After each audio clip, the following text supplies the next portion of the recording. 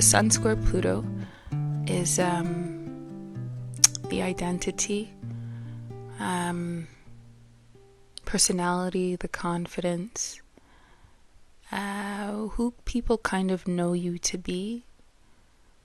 Um, that's in conflict with, it's like a really tense relationship with Pluto. Pluto is a destructive energy. Destruction isn't always negative. Destruction's necessary, right? We've got creation, sustenance, and destruction. All three are very important. And we use all three every single day, anyways, right? So we're never actually separate from that destruction energy. Destruction's not bad, right? It depends on what we're destroying. In this case, when we've got the Sun square Pluto dynamic, right?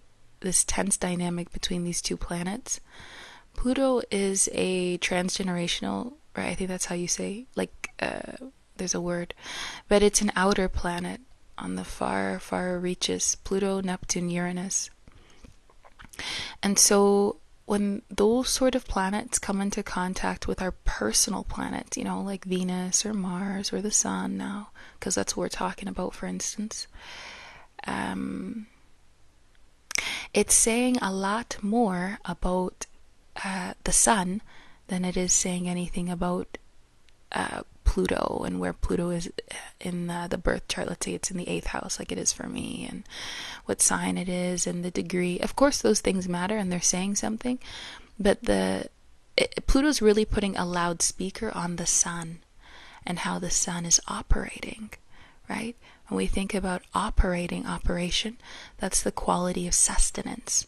So what we're sustaining and how we are being, right? The Sun is like more of an I am energy, how I show up in the world. And so the ways that I'm being on a regular basis, there's some issue that needs to be worked out.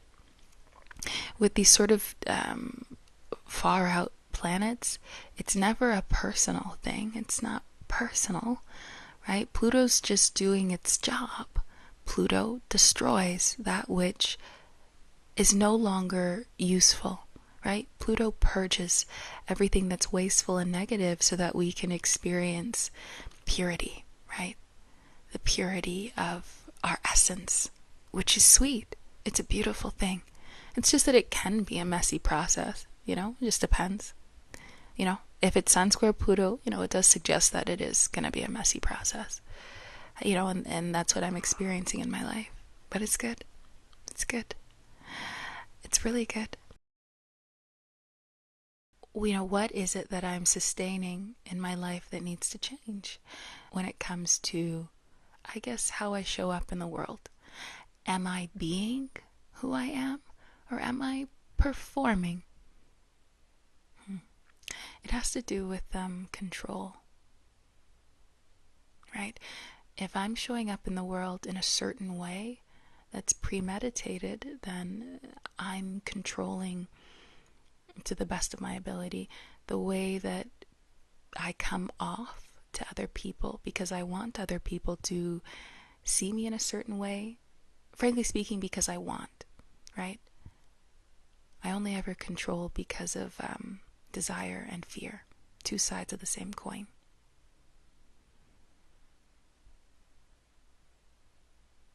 There's something going on in the way that I operate. Sun is in Virgo. Virgo can be a taskmaster, making sure that all the small details are respected, taken care of. So, Sun in the 6th, sometimes the 7th. Order is the first thing I think of. This desire to be orderly and structured, routine. I have a hard time with routine and structure and order. I like to put routine, structure, and order in place when I want to. When I feel it, I need to, you know? when I feel it benefits me more so. Anyways, when I need to. Okay. So, something that I've been working on recently is living according to a structure and routine, but on a regular basis. So, rather than coming up with a structure routine on the fly, for my life, I guess because this is so funny. I guess I'm being shown that I really should just structure my life in a certain way and move forward on the basis of that. Let that be the structure. Let that be the bones. And to me, that just feels so boring, and I don't want to have to commit to a routine, and I could complain all day. But it feels like I'm being shown that this is very, very important for me. And Pluto is really trying to show me that, be organized. It will help. I think that's a big part of the message. I guess being organized in a routine way that's scheduled every single day, I think that's very much an energy that has to do with operation, right? Day-to-day operations. Being head of operations at a company, It has to do with maintaining, sustaining. Sustaining is not the easiest thing for me to do. I noticed in my birth chart that I don't have any personal planets in any of the fixed in any of the signs that are like fixed signs. So Taurus, Scorpio, Leo, Uranus. I've just got Lilith in Leo. And I've got like Uranus in Aquarius, right? Generational. Lilith in Leo is energy. It's just a vibe. Yeah, everything is either in a cardinal space or a mutable space. When we think about the energy that has to do with maintaining, that is fixed energy.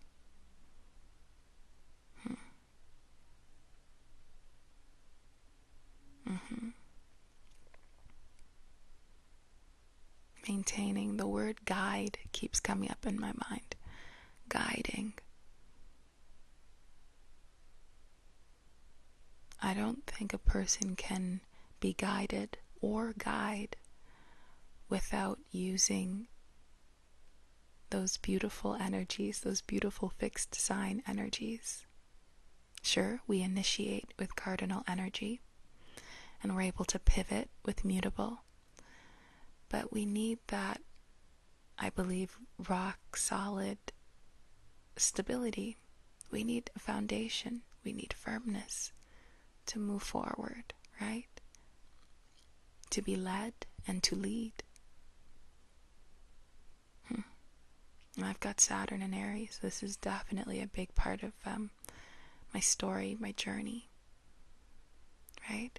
Especially if I want to have a journey that is a long-term journey, a journey that lasts a long time, a journey that's going to one place, right? Like in terms of what my aim is. The ways in which I want to develop. One doesn't develop overnight. It takes time. And so if I want to reach my goals, my long-term goals, then I need a long-term plan. Or at least, I need to have an idea of what I wish for, right? And then I have those milestones. And then I've got my daily routine to support it, right? that beautiful Virgo Capricorn duo, right? That's powerful.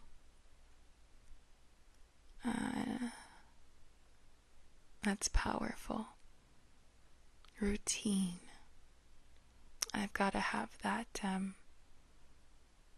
that unshakable, strong willpower that Taurus exudes, right? In order to make it all work, Taurus becomes the glue in that way, right? To connect the everyday to the Capricorn long-term ideal, right? Even Capricorn is idealistic in a way. In that way, idealistic for whatever Capricorn seeks to create, right? Through earning.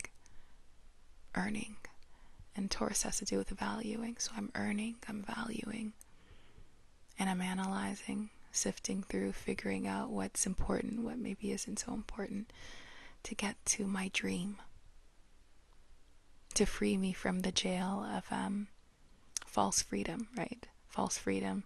Hey, let's just come up with a routine for today, and I don't really feel like doing this today. Let me do that today. There's not so much progress when it comes with that. And so I'm being given this opportunity to become a bit of a taskmaster for myself, for my future. Thank you, Sun Square Pluto, forcing me to restructure how I get things done, how I do restructure my work. Wow. I keep seeing that word everywhere for months. Work. For a long time I thought it had to do with like physical work, but I think it has more to do with this, autonomy. What's my goal? What's the aim? All right, let's get to work. My routine, my 6th house stuff. My work. Don't work for someone else. Work for your goals. Work for my goals.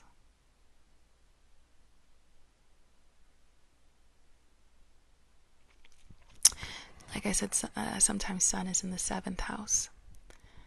And what I was saying about working for my goals, it reminds me of a very Sun in the 7th house kind of dynamic, especially Sun in Virgo, I'd say too, is that I find sometimes in conversation, I'd say most of the time in conversation, I can get lost in the socialness of it, and that's not the best word, in that I want people to feel happy around me. I want them to feel good. And so I can sometimes lose connection with myself, what I desire, what my goal is, right? My long-term goal, what I'm seeking to develop through this journey of the beautiful podcast, for instance. I can lose sight, and instead of seeing the forest, I see the trees. I see the person in front of me, and there's this feeling of wanting to, in a way, pander, right? That's not the right word. I get lost in just wanting to have them perceive me in a positive way instead of just being myself, right? Again, we're seeing that control thing with the Sun Square Pluto. I can't control how others see me. And it's not about how others see me. It's about what my goal is, what my aim is, where I'm trying to get to. And so if I'm so focused, consumed with that kind of superficial shadow side Libra stuff with the other person, then I'm not listening to what they're saying. I might be listening superficially, but personally my strength is in listening. And everyone's strength anyways. When I can listen well, I'm able to communicate effectively. But I can't listen if I'm not in connection with myself, right? Because then it's like, who's listening? No one's listening. When I'm connected to myself, I'm being, and I'm being receptive to the information that's coming my way via the words they speak, their expressions, vibrations. This is everything that I'm listening to. This is what I'm paying attention to. And it allows me to have an authentic, beautiful, nurturing, reliable, useful, resourceful relationship with the other person, right? Communication is a huge part of that. So I think Pluto's helping me see this as well. All the ways in which control is needs to be used in a different way.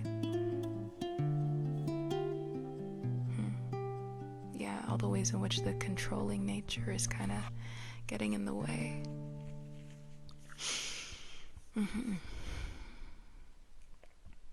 Beautiful Sun Square Pluto. Thank you, Sun Square Pluto.